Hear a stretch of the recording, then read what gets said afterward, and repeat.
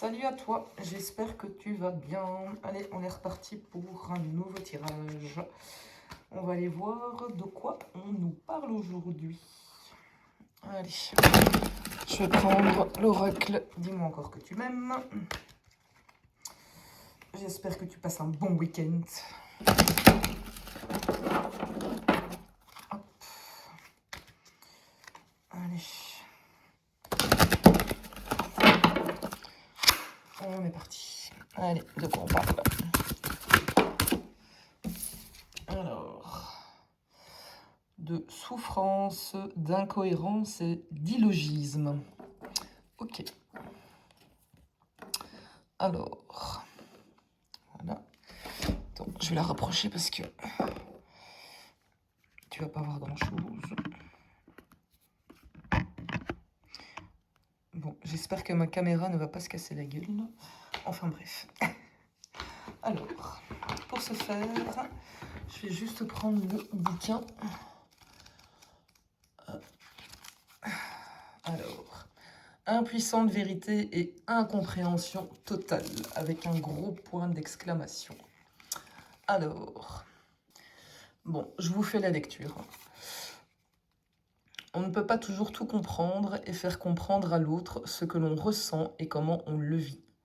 C'est difficile de l'admettre, mais il est plus que fréquent de traverser des périodes grises, vides de sens, où tout nous paraît incohérent et illogique. Ces périodes de souffrance pure sont souvent le tremplin obligatoire pour changer radicalement quelque chose qui aurait dû l'être depuis longtemps. L'impuissance reste le sentiment majeur le plus amer dans ce genre de situation de vie. Il n'empêche pour autant que si tu ne veux pas sombrer et déprimer, il va falloir que tu sois fort ou forte. Ici, on te conseille de prendre un peu de temps et de tenter une discussion quand tu t'en sentiras capable d'encaisser toutes les remarques de ton ou ta partenaire de vie, sans craindre de fondre en larmes ou de faire une crise d'hystérie. Tu n'arriveras à aucune entente si tu ne prends pas un minimum sur toi et sur le fait que certaines vérités doivent être dites et entendues, car c'est pour le bien futur de ton couple et de ton foyer. Il peut s'agir ici de troubles du comportement, d'addiction ou d'un burn-out qui abîme la vie et le bonheur de tous. Il existe des solutions, ne l'oublie pas. Alors, l'influence de la carte est défavorable. En termes de datation, on est dans le trimestre à venir. On a un conseil sexo. Ouh. Ne cherche plus à avoir raison à tout prix ou à vouloir imposer ton point de vue sur la situation. Au contraire, faites-vous rapidement aider tous les deux par un sexologue. Si tu es sans partenaire intime, la souffrance a ses limites et tes limites sont largement atteintes. Le plus de la guidance, célibataire, polyamoureux, triangulaire. Arrête d'accepter ta position de victime ou de bonne poire toujours prête à faire passer l'autre avant toi. Bon, ok. Allez. On est parti. On est parti. Alors, qu'est-ce qui rend cette situation si incohérente?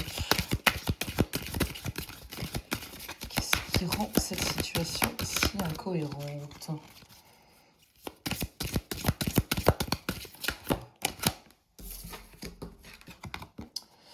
Alors, on a la carte de la manipulation, le piège et la dissimulation.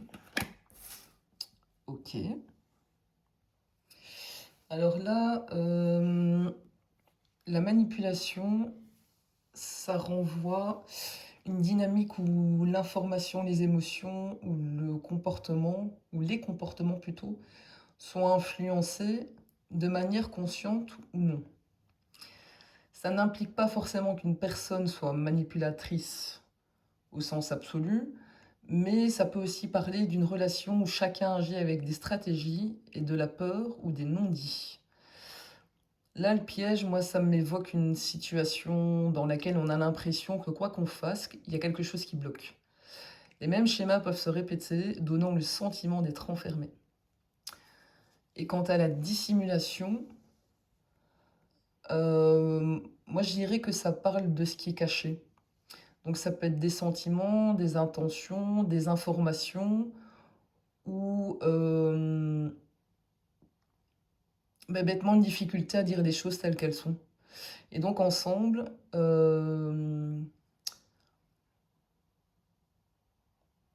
les 3 mots ne permettent pas de conclure qu'une personne te ment ou agit de mauvaise foi.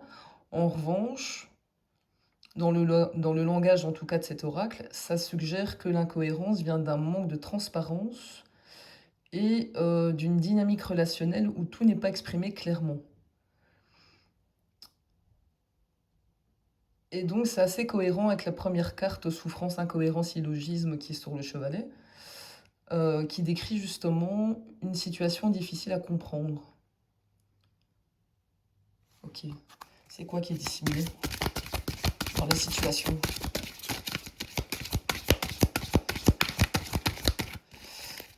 Qu'est-ce qui est dissimulé dans cette situation? Oh là là, ça ne veut pas tomber, hein. Je vais le prendre dans l'autre sens. Ça sera peut-être mieux. Il y a beaucoup trop de cartes. Les grands jeux, c'est bien, mais c'est pas toujours pratique, hein. Allez, qu'est-ce qui est dissimulé? Qu'est-ce qu'on a? Magie, don, bouclier. Ok. Alors là, ça change un tout petit peu la tonalité. Symboliquement, on ne parle plus directement d'un conflit, mais de ressources cachées. Le don, en fait, on peut lire ça de plusieurs façons. Le don, ça peut représenter une qualité, une sensibilité, une intuition ou une capacité qui n'est pas montrée ou reconnue. Le bouclier, lui, ça peut évoquer la protection. Donc quelqu'un peut cacher quelque chose parce qu'il se protège ou parce qu'il a peur d'être vulnérable. Et la magie, dans le langage des oracles, ça renvoie souvent à ce qui paraît invisible ou difficile à expliquer. Donc ça peut être une connexion, particulière, une capacité de transformation, une intuition, plutôt qu'un événement surnaturel au sens factuel.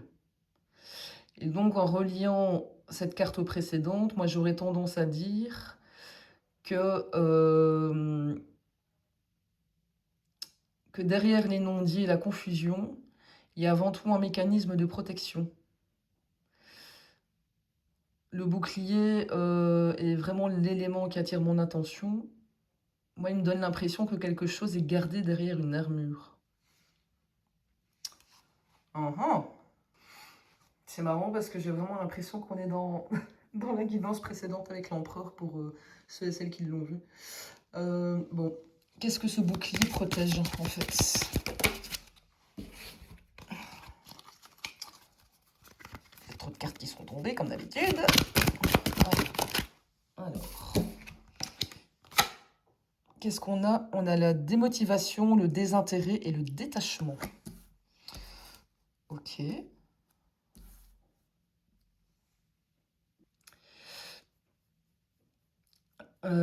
Alors au premier regard, on voit le chaos et les non-dits.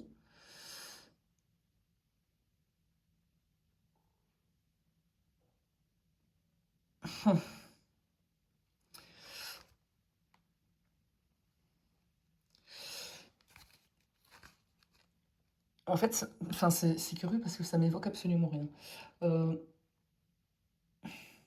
Pourquoi ce détachement a besoin d'être protégé? Pourquoi ce détachement a besoin d'être protégé? Ah, le passé, les non-dits et les cachotteries. Ok.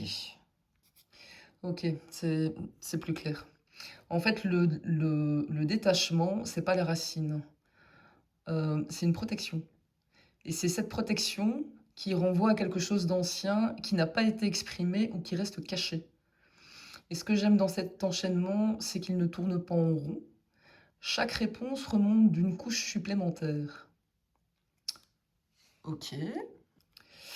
Alors ici, ça ne permet pas de conclure qu'il s'agit forcément de mensonges, d'une double vie ou d'un événement précis.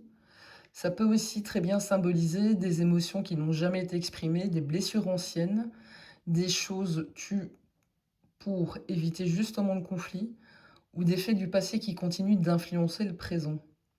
Autrement dit,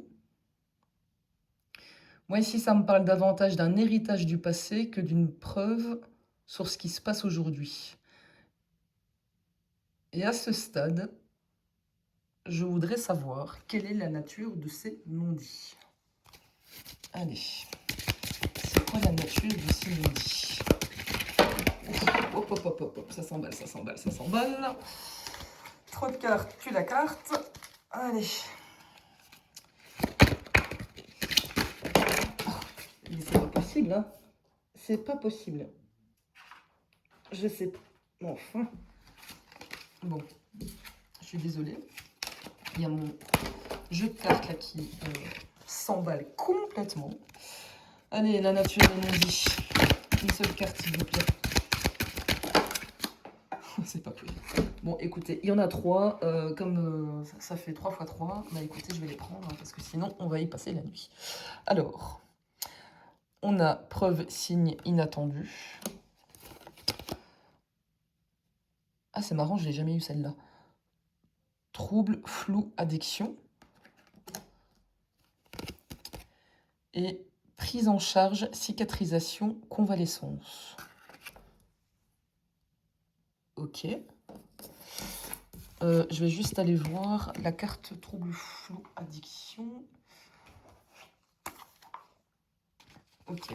Bon, je suis allée lire. Les 3 cartes, je vais les prendre comme un seul message.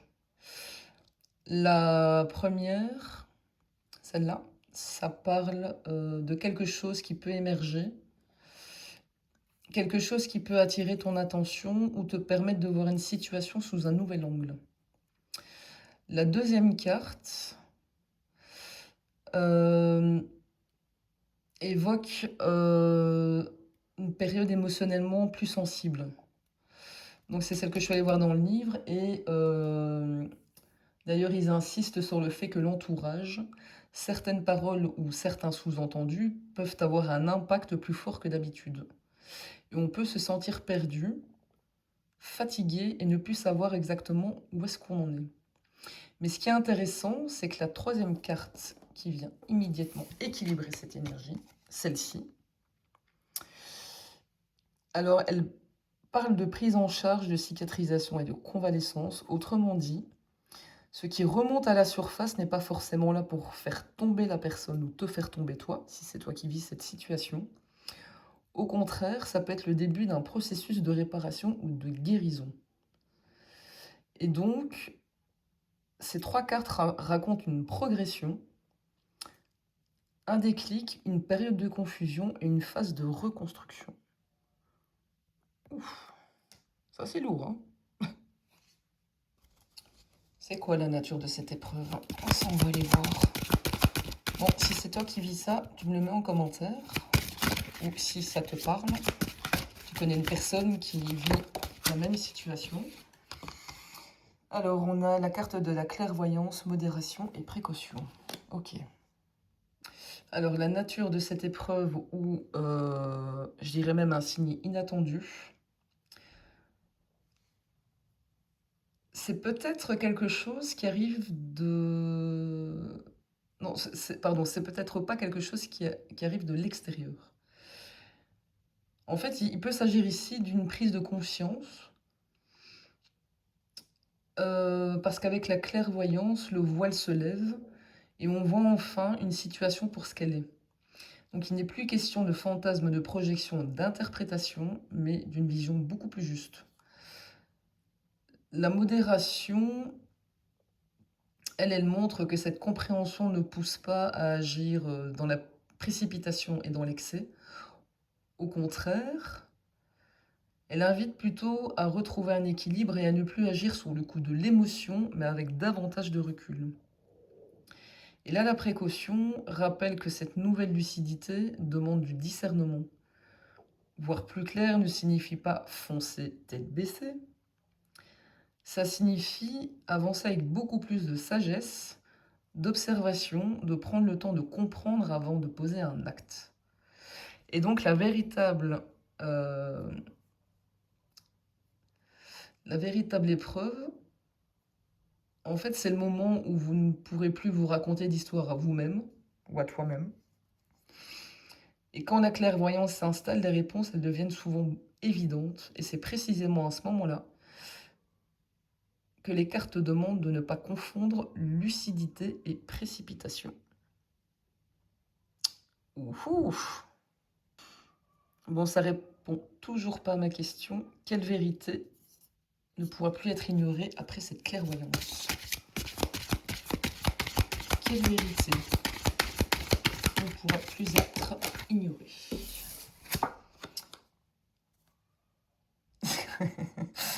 Coup de foudre, destin, fatalité.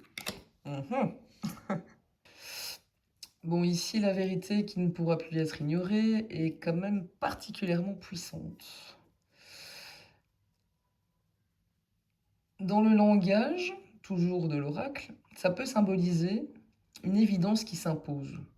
Quelque chose qui dépasse les hésitations, les faux-semblants, les non-dits, comme si la situation arriverait à un point où on ne peut plus faire semblant de ne pas voir ce qui est profondément ressenti ou ce qui doit être vécu. Et je vais quand même ajouter une nuance importante. Ça ne signifie pas automatiquement qu'une personne précise va revenir ou qu'une relation est écrite d'avance. On parle ici d'un symbole, c'est celui d'une vérité qui s'impose avec la force de l'évidence, et chacun l'appliquera à sa propre histoire. Ok. Et concrètement, que demande cette vérité à la personne qui regarde? Que demande cette vérité à la personne qui regarde?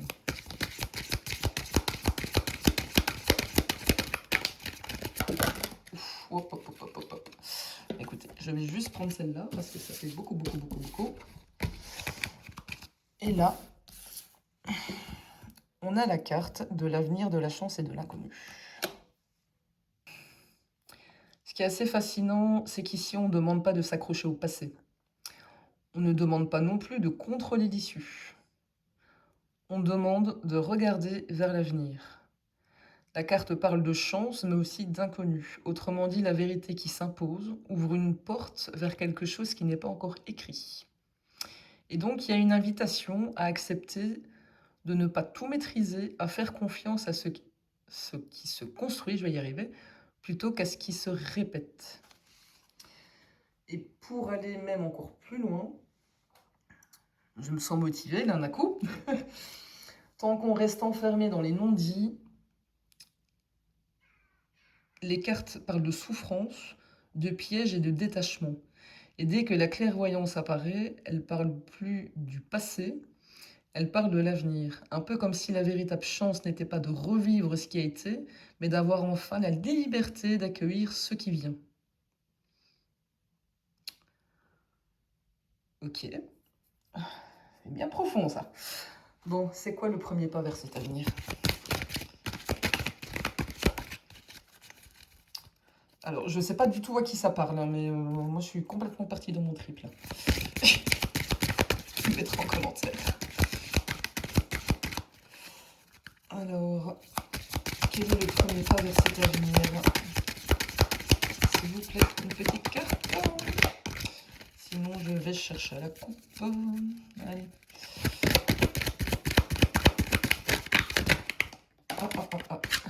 Magnifique, j'en ai une.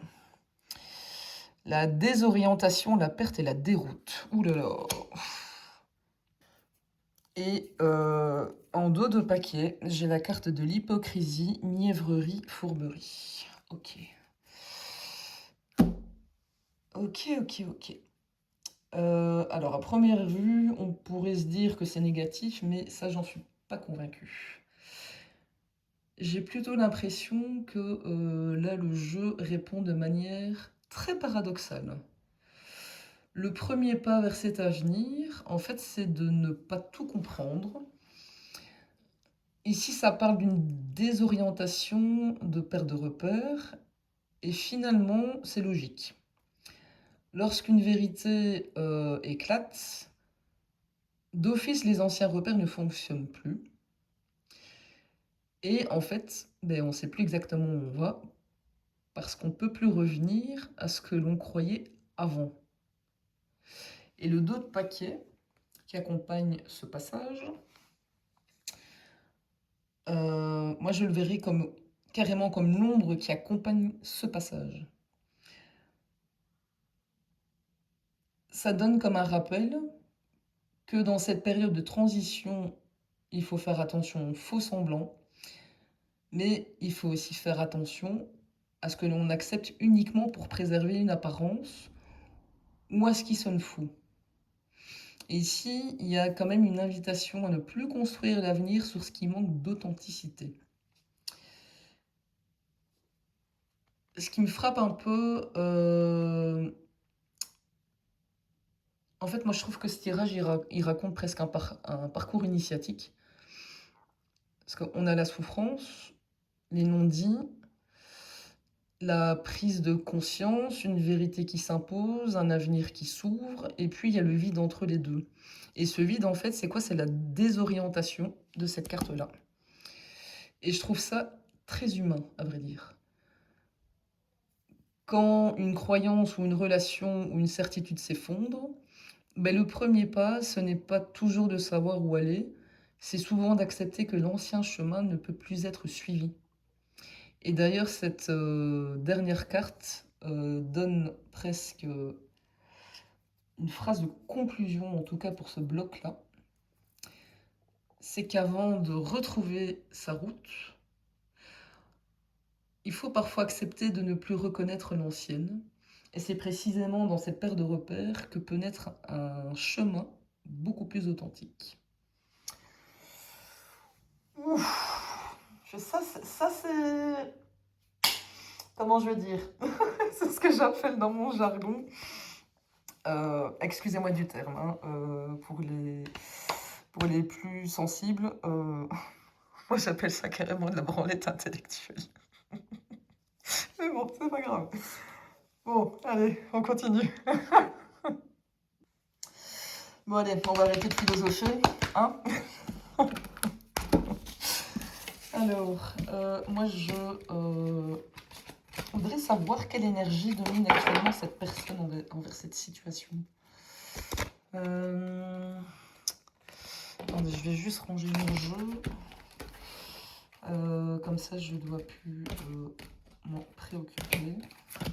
Alors, je ne sais pas du tout si ça parle à quelqu'un ici, mais c'est quand même costaud, quoi.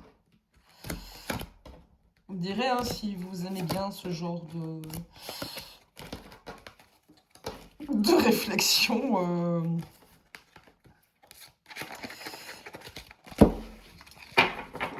Bref, parfois, moi, quand je tire des cartes, je m'étonne encore moi-même. Hein, c'est pas grave. Allez, donc je range ça et qu'est-ce que je vais prendre? Je vais prendre le tarot. Où est-ce qu'il est mon tarot? Il est là. Hop. Mon mystique tarot. Oula, j'ai failli faire valser la caméra tellement que je suis perturbée. Oh, putain, je sens que ça va se casser la gueule cette affaire. Attends, je mets sur pause et je reviens. Voilà, je crois que ça devrait tenir. Allez. Hop. Je vais quand même le remélanger une fois. Le couper. Alors, quelle énergie domine cette personne?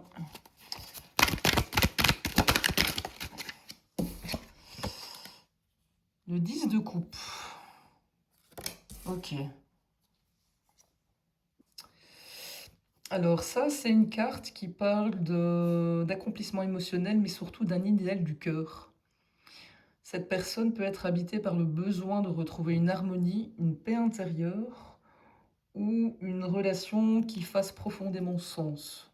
Profondément... Oh, profondément sens, je vais y arriver. Ça, c'est une carte qui ne parle pas forcément, enfin, qui ne parle pas uniquement d'amour romantique, mais ça parle aussi d'une vision de ce que devrait être le bonheur.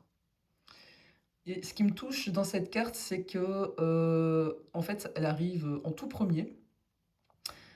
Donc on est passé des non-dits, du détachement et de la confusion à une énergie qui aspire à la plénitude.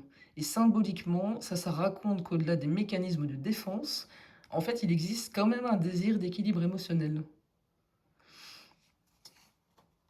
Alors qu'est-ce qui empêche cette énergie de 10 de coupe de s'exprimer?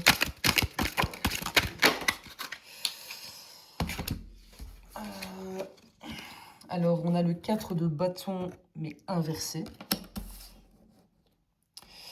Et on a un as de coupe. Alors le 4 de bâton inversé, ça peut évoquer un manque de stabilité, une difficulté à construire sereinement des fondations fragiles.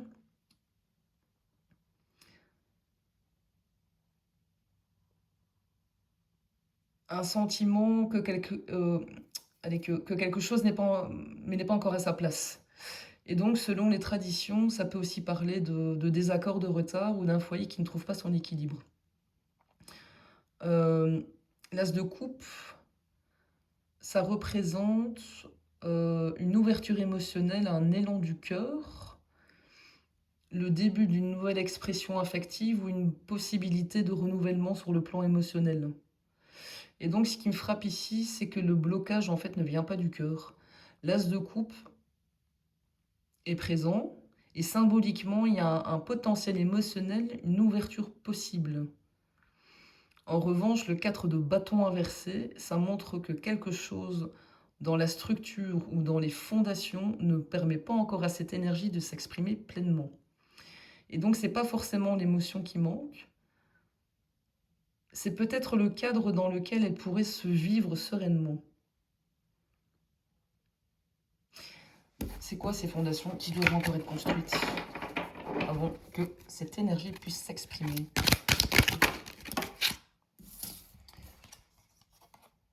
On a le 7 des deniers inversé.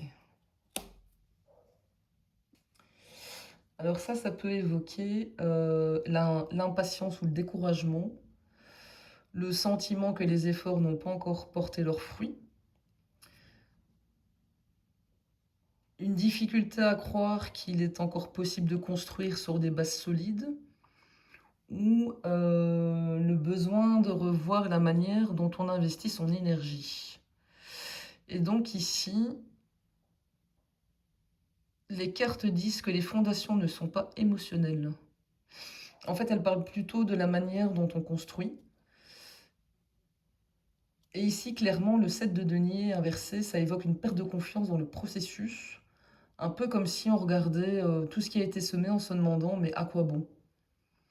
Est-ce que cela en vaut encore la peine? Avant d'atteindre le 10 de coupe, il y a peut-être quelque chose à réévaluer dans la façon de bâtir, d'attendre ou d'investir dans une relation ou dans une situation. Mais qu'est-ce qui fait perdre cette confiance, en fait, dans la construction?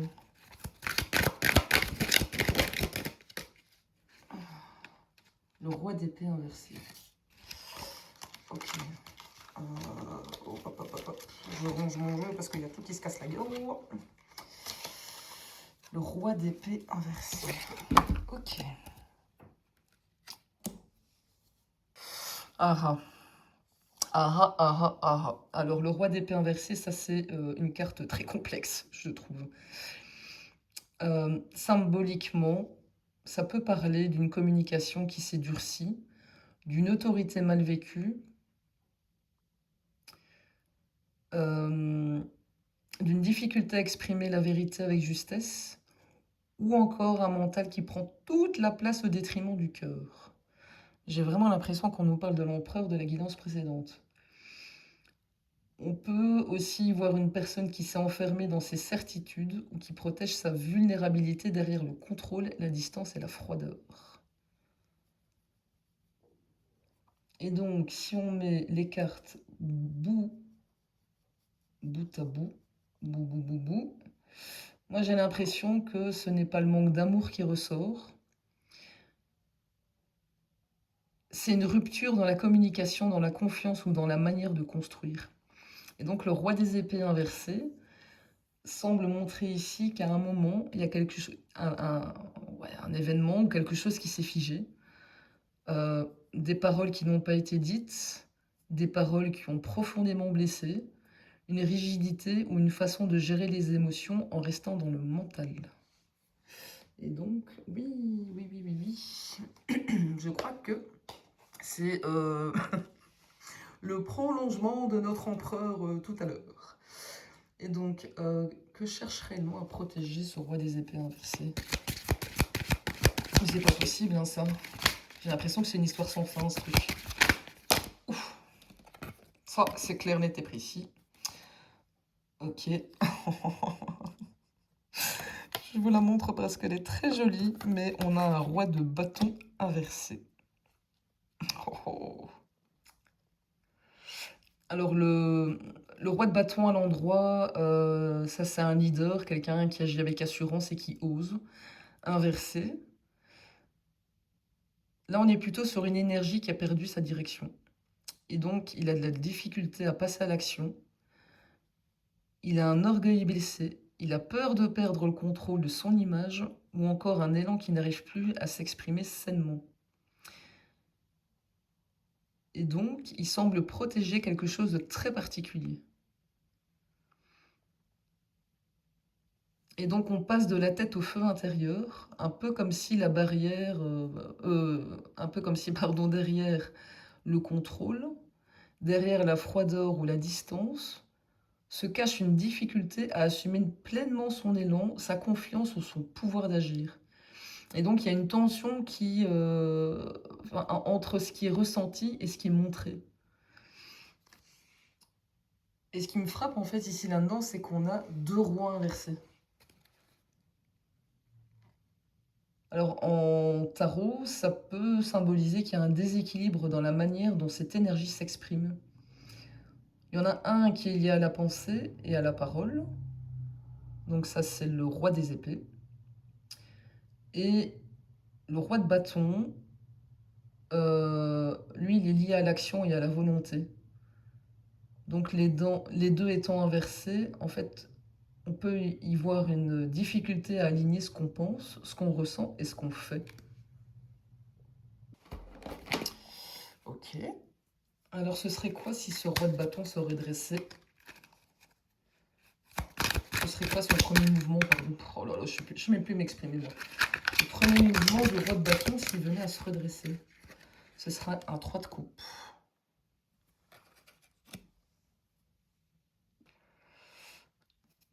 Alors ça, c'est rarement une carte de solitude. Ça parle plutôt de partage, de retrouvailles, de joie exprimée. Ça peut être aussi une communication plus fluide. Ça peut parler de célébration et de liens qui circulent à nouveau. Et donc, en fait, ce qui est intéressant ici, c'est que ça répond pas, que les cartes, pardon, ne répondent pas à une action héroïque. Elles répondent par une ouverture. Et donc, si cette énergie retrouvait son équilibre, le premier mouvement serait celui du lien. Le 3 de coupe parle d'un cœur qui recommence à partager, à échanger plus sincèrement. Il recommence à ressentir une joie qui circule à nouveau. Alors, il ne promet pas un résultat précis, mais il montre une énergie qui cesse de s'enfermer sur elle-même. Et donc, le premier pas, c'est pas de contrôler davantage, le premier pas, c'est de recréer du lien. Ah, c'est joli ça. J'adore. C'est qui cette énergie par rapport à toi? Hop. Un valet d'épée. Ouf. Alors en premier lieu, pardon, c'est pas une carte qui parle d'un conjoint ou d'un ennemi. C'est plutôt une énergie comment je vais dire, de messager, d'observateur, d'apprenti, de curiosité, de vérité qui cherche à émerger. Et donc cette énergie se présente par rapport à toi comme quelqu'un ou une dynamique qui vient provoquer une prise de conscience. C'est pas encore dans l'action du roi, il est plutôt dans la recherche de compréhension. Et donc cette énergie ne se présente pas comme d'abord comme un rôle affectif, mais plutôt comme une énergie qui vient faire réfléchir, apporter des compréhensions ou mettre en lumière quelque chose que tu n'avais pas encore vu. Et que vient t'enseigner ce valet d'épée?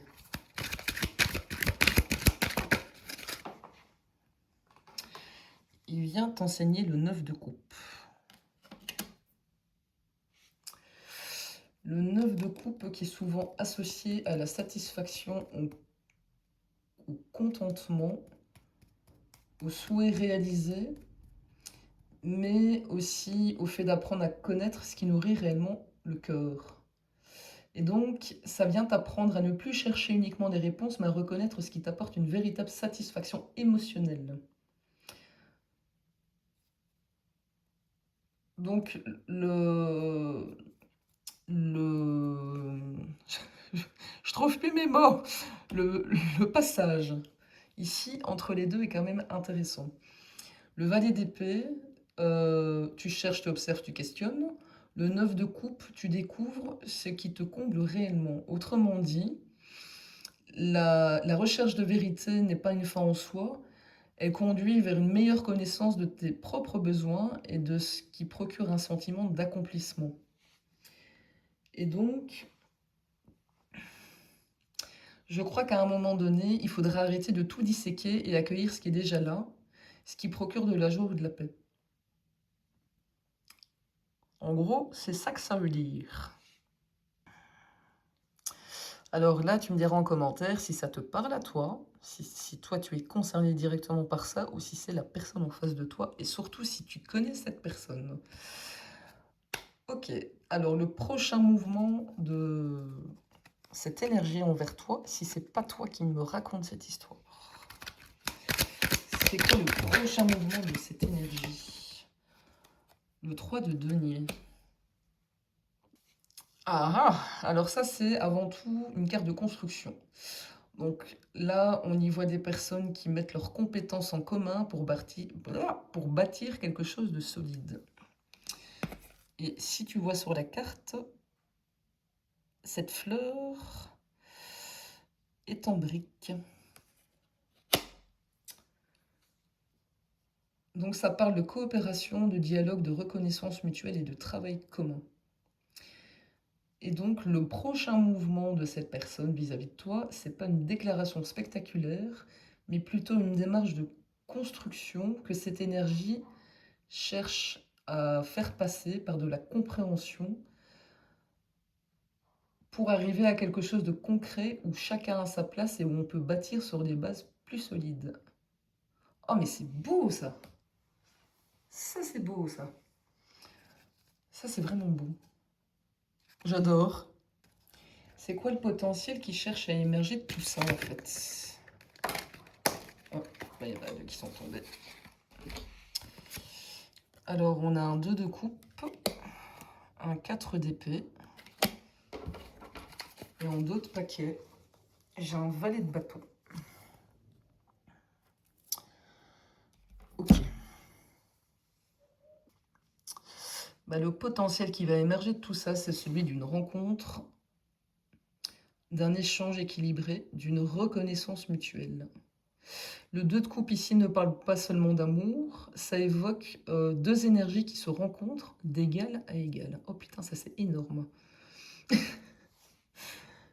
Mais, ce potentiel demande d'abord un temps d'arrêt. Et donc avant que cette rencontre ou que cette coopération puisse pleinement exister, il faut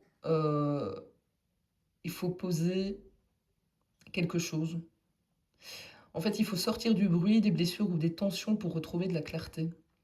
Ici, la carte de 4 des épées, c'est pas une carte d'abandon, c'est une carte de récupération et d'intégration. Et le valet de bâton, moi je le vois plutôt comme une énergie sous-jacente qui attend son heure. Et donc là, le valet de bâton, ça apporte l'envie de faire un premier pas, la curiosité, un nouvel élan ou une impulsion vers quelque chose de vivant. Et il contraste d'ailleurs très bien avec le valet d'épée qu'on avait juste ici en dessous. Le valet d'épée, c'est comprendre, observer, réfléchir. Le valet de bâton, c'est agir, explorer, oser. Et donc, c'est comme si l'histoire disait, après avoir compris, eh bien, je pense que il est possible d'avancer. Et ce qui frappe un peu dans l'ensemble, c'est que depuis plusieurs cartes, le tirage glisse progressivement des épées vers les coupes, puis vers les deniers et maintenant vers les bâtons. Et donc symboliquement, c'est un parcours assez harmonieux. Donc on clarifie avec les épées, on ressent avec les coupes, on construit avec les deniers, et puis on remet du mouvement avec les bâtons. Et je trouve que ça raconte quand même une belle histoire. Ça raconte une belle histoire. Ok, je vais aller creuser avec la trilette parce que je veux savoir quel est le message le plus profond que cette énergie souhaite transmettre. Alors, je vais mettre ça sur le côté. Hop. Et je vais prendre ma triade. Allez.